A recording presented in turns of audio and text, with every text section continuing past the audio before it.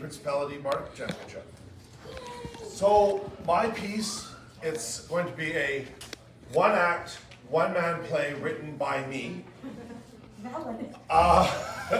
So the question is spice. And so I'm like, what is a spicy thing that a guy living in the middle of forest in New France in 1598, as Jameson does, what's something that was spicy in his life? And that'd be love letters. Love letters to his beautiful wife back home.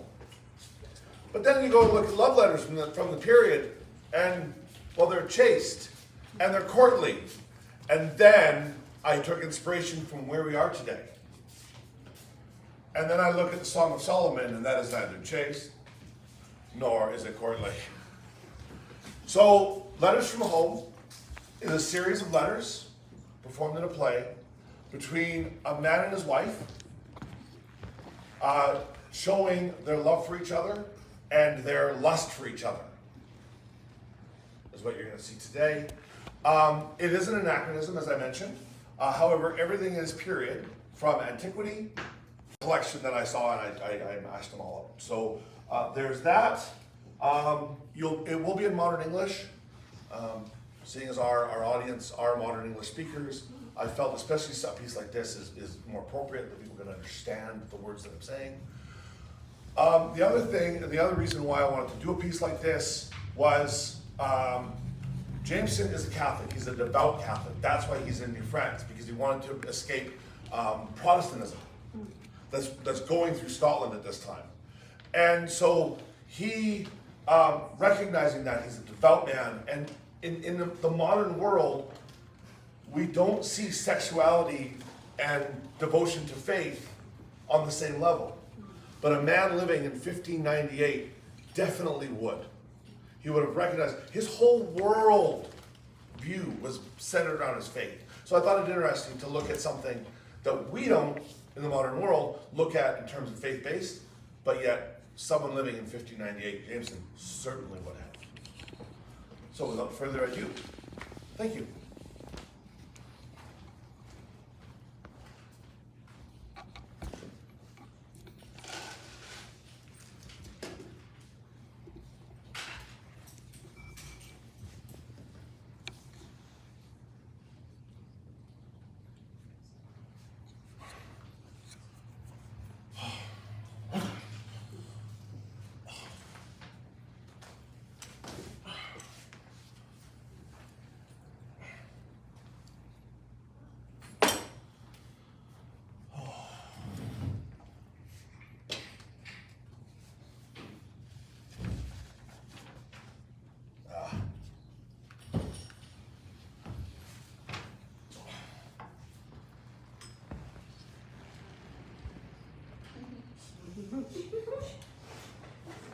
My dear, sweet sir, believe me, my dear husband, I am entirely absorbed by the thought of our separation and the distance that divides us.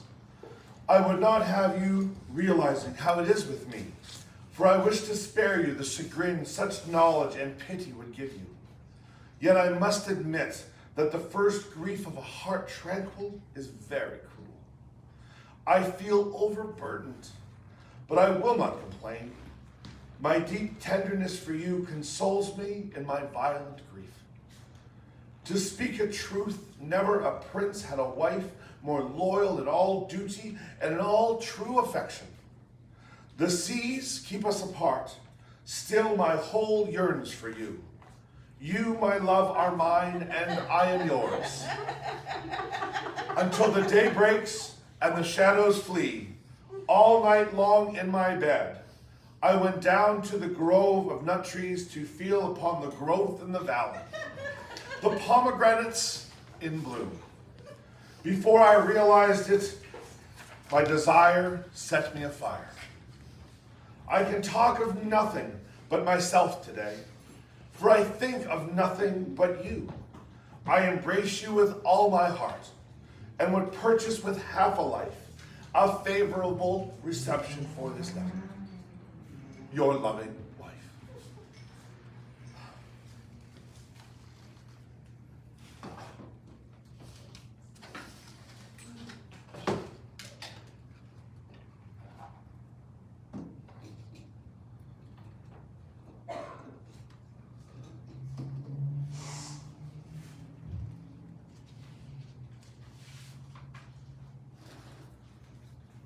to the most loving wife alive. The delights of this place cannot make me unmindful of one in whose sweet company I have enjoyed. These 2 last weeks I have not heard from you, making my present condition the more troublesome.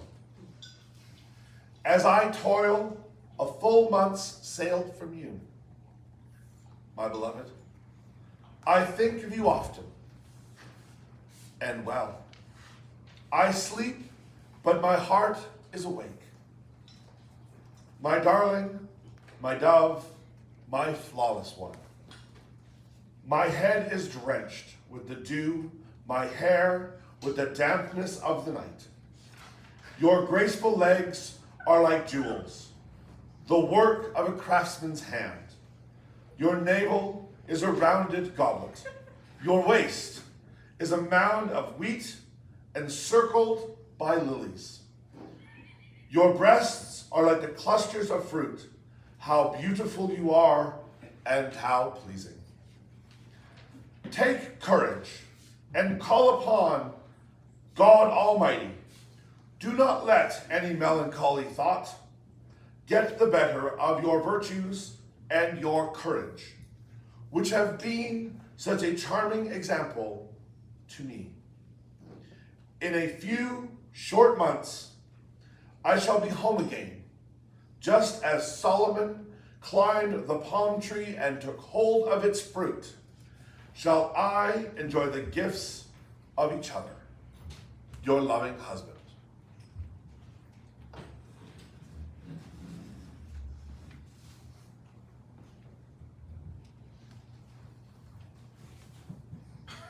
Thank you.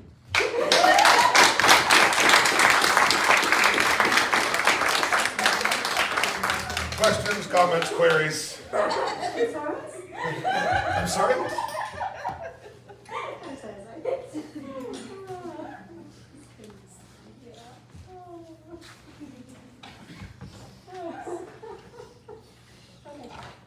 Ask the questions.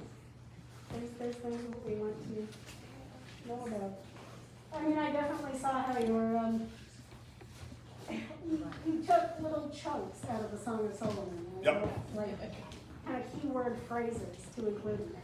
I did. I decided that the meat and potatoes of the piece would be 15th century specifically letters.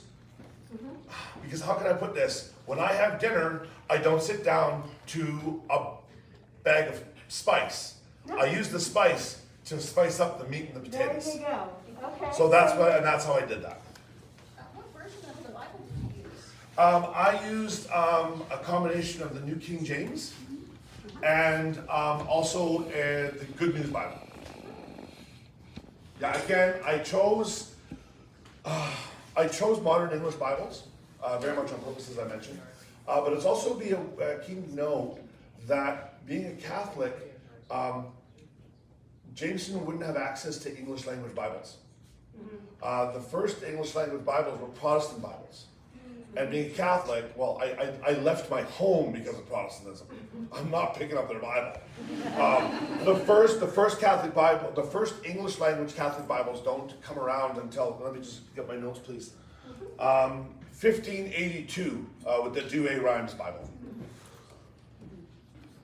Yeah, and even at that, English Bibles didn't come to be until the Great Bible of 1568, and then the Geneva Bible, well actually 1560, but the Genevan Bible wasn't a complete collection.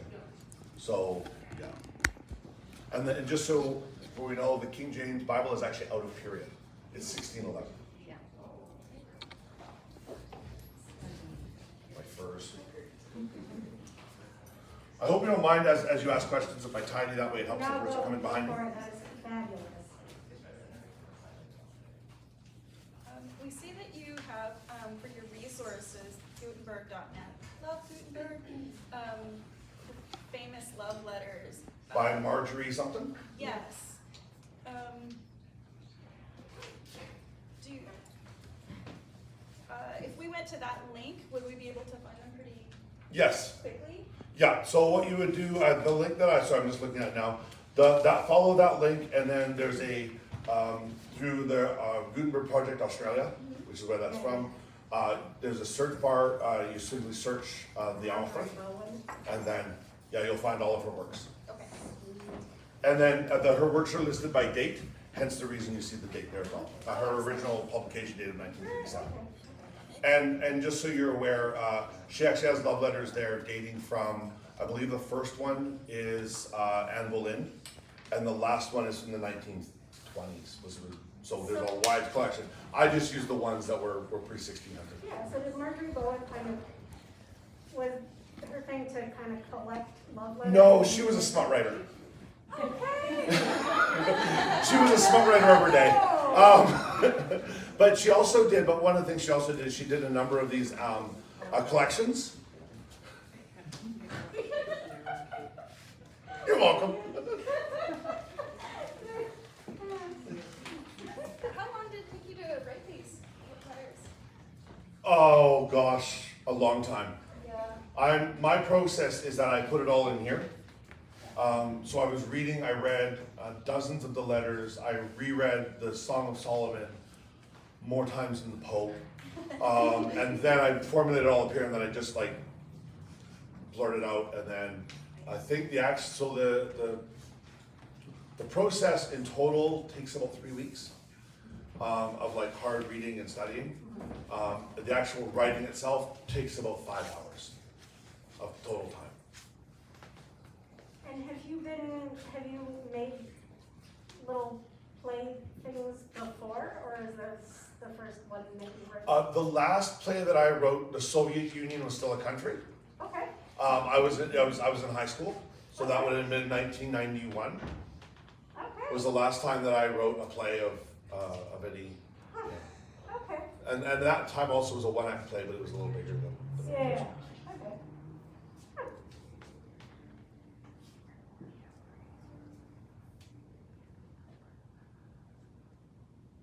And the other thing I'd like to note, by the way, is Jameson mentions that he'd be seeing his wife. Yeah. He never does again. Aww. The colony that he's living in Frontenac on the St. Lawrence Seaway, everyone perishes in the winter of 1999. Oh, sorry, 1990. Oh, sorry, 1599. Everyone perishes that winter. That's unfortunate. Yeah. But hence was life. My But- personal story is very. But hence was life. Yep. When you're a month away on board ship, Yep. chances are excellent that something's going to kill you. Yeah. Well, actually, chances are 100% sure. The only question was when. Yeah.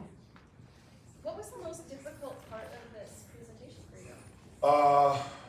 Of the presentation, Well, the whole thing. okay, the whole thing. Including all. Try not to throw up at the very beginning. I actually have a nerves are a thing for me, so I have to battle that. But outside of that, the work itself was figuring out which pieces to put where. Because like I said, there are a number of different writers in that. And then also having to bridge it with my own wordsmithing, that again sounds period, and I'm hoping that you didn't even notice when you went into stuff that I wrote. That was the idea. But yeah, it was the wordsmithing, the glomming together of what are essentially 10 different writers. Yeah. You know, you look at the writer from the Song of Solomon plus 9 other writers of the period.